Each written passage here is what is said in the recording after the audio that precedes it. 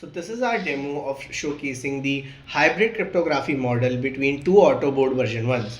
So these are connected via Automotive Ethernet, and for showcasing we are using LCD screen for outputs.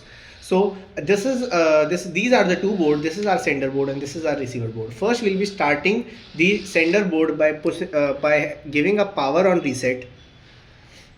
Now initially our sender board is requesting some keys from the client board. Now our client board will be replying with the asymmetric keys.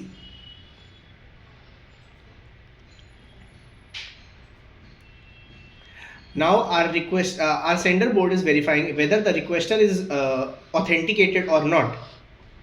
After the verification, it generates the symmetric keys and start transmitting to the requester.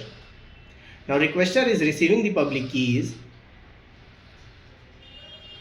Now received keys are stored in the internal HSM module of S32K344. Now these keys are used for encrypting the data, and this is our encrypted data that has been transferred with over the Ethernet. Now the requester is verifying whether the keys that have been transferred are verified or not. The preloaded hash matches with the data of the original image,